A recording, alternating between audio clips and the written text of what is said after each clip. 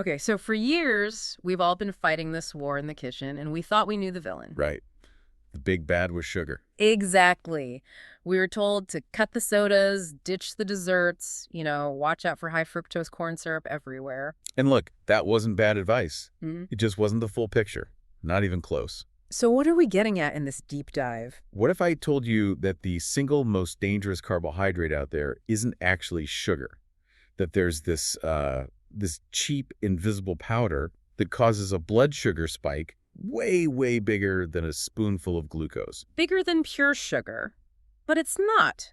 It's not classified as a sugar. How does that even work? It's the ultimate ghost in the food machine. It's everywhere, and it's arguably wreaking more havoc on our health than anything else. Okay, let's unpack this. We have to be talking about industrial starch, the modified, pulverized, hyper-refined stuff that, hides in plain sight. That's the one, and we need to be really clear. This is not your grandma's garden potato. No, not at all. Not even in the same universe.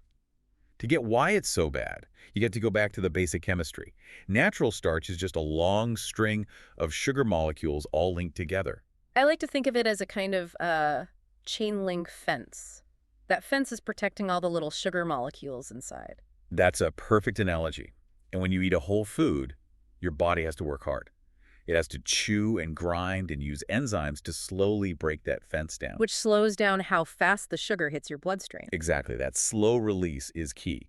But, and this is where it gets really interesting, when they take that natural starch and process it in a lab, they do something very aggressive. They strip away all that armor. They completely dismantle it. They use chemicals, heat, intense grinding.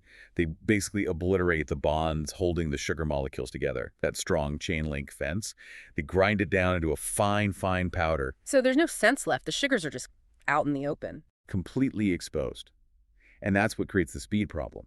When this powder hits your system, it dissolves almost instantly. It breaks down into sugar faster than if you ate pure table sugar. Faster than pure glucose. Way faster. Yeah. Because there is zero resistance, nothing for your body to break down. Wow. That's like hitting the nitrous button on your metabolism. The immediate huge spike. It is. And that massive, rapid spike is what kicks off this whole cascade of biological damage. This isn't just about gaining a few pounds. This is like laying the perfect foundation for chronic disease. All right, let's get specific. What's the first thing that happens after that metabolic crash? The first thing is inflammation. Just intense inflammation, especially in the gut.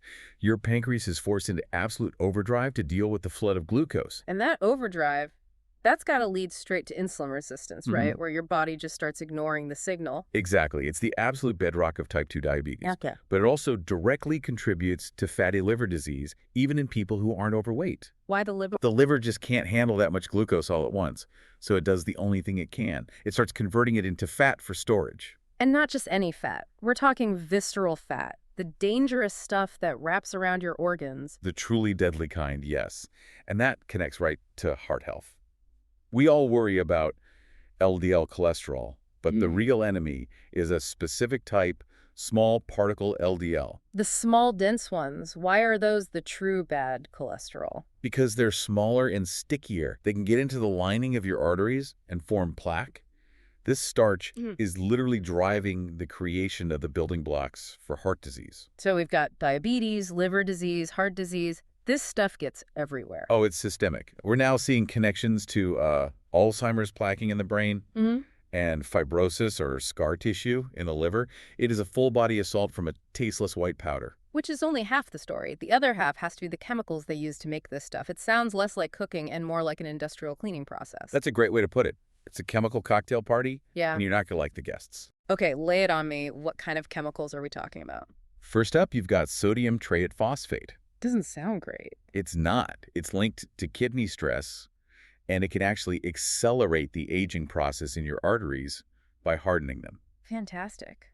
Making your arteries old just to make a cracker crispier. What's next on the menu? Then there's vinyl acetate. It's officially classified as a possible human carcinogen. A possible carcinogen. That's always comforting. Right. But the real showstopper, the one used for bleaching the starch, is sodium hypochlorite. Wait a second. Sodium hypochlorite. That's bleach, like household bleach. Yep. And here's the crazy part. Bleach is so regulated in our drinking water because it's a known carcinogen. They measure it in parts per million. But not in our food starch. Nope.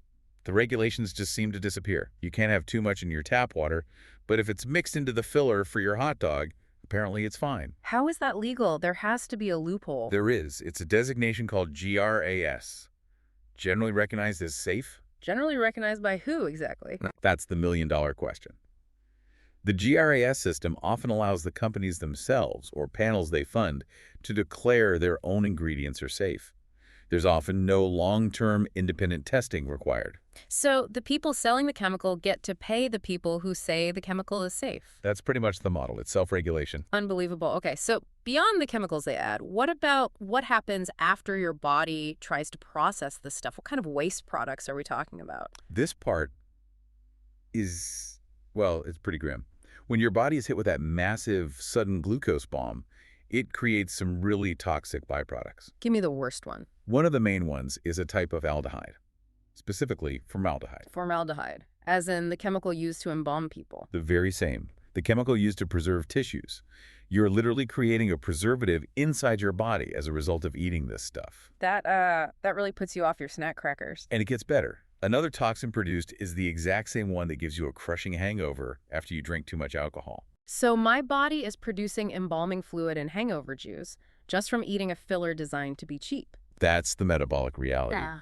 Which brings us right to the money. Why is this stuff everywhere? It has to be the cost. It's unbelievably cheap, about 20 cents a pound for manufacturers, and on top of that, it's heavily subsidized by taxpayers. Oh, that's the best part. We pay taxes to make the ingredient cheap so companies can sell us junk food, and then we pay the healthcare costs in the back end. It's the perfect system. It's the ultimate filler. It adds bulk, texture, weight, all the things that increase profit margins. But it has, and I want to be clear, zero health benefits.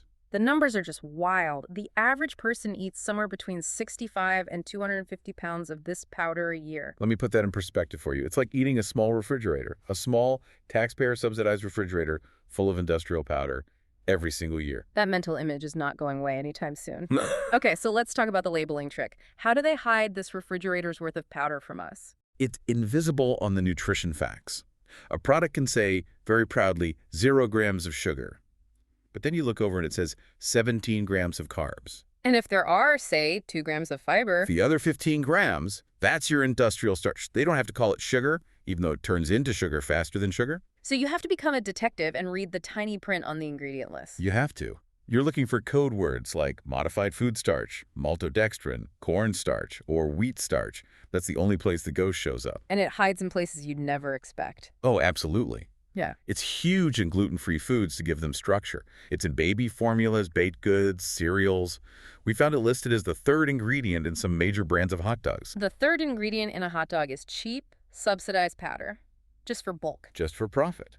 And here's where it gets truly deadly. People don't just eat a bowl of starch, they eat it combined with other things. The junk food trifecta. Exactly. Yeah. Synthetic sugar, industrial seed oils, and these starches. When you combine the starch with seed oil and cook it under high heat like with almost every snack food, you create what one source called a compounded toxic soup. That sounds bad. It means you're combining a super-fast carb delivery system with oxidized inflammatory fats. And the proportions are insane. Yeah. You think you're eating a chip, right? Yeah. You're eating something that's about 65% starch and 30% seed oil. Or a cheese cracker, 70% starch, 25% seed oil. So it's mostly just starch and oil. It's filler held together by inflammatory fat. Breads could be 75% starch. Yeah. Cereals can hit 80%. We've been so focused on the little bit of sugar they sprinkle on top. That we missed that the entire product is made of this stuff. That's a real takeaway. These starches make up 55% to 75% of the calories in most ultra-processed foods. And that's where the scale of this gets terrifying. For young kids, 65% of their calories come from ultra-processed foods. That works out to about 55 pounds of industrial starch a year. And for teenagers, it's even worse. It's 70% of their calories. They're eating over 100 pounds of this stuff a year, which forces you to ask a really basic question. What is food, right? The biological definition of food is something that sustains life, promotes growth, and repairs tissue. Can we honestly look at this cheap, chemical-laden powder that creates embalming fluid as a byproduct and say that it fits that definition? The argument is that no, it doesn't. We've replaced actual food with a chemical commodity because it's cheap. We're eating bulk, not nutrition. So we all thought we were watching our sugar intake, but the real silent partner in all this was the cheap, super fast starch. The most dangerous carb isn't sweet at all. It's just bulk. Pasteless, profitable bulk. Which leaves a final thought.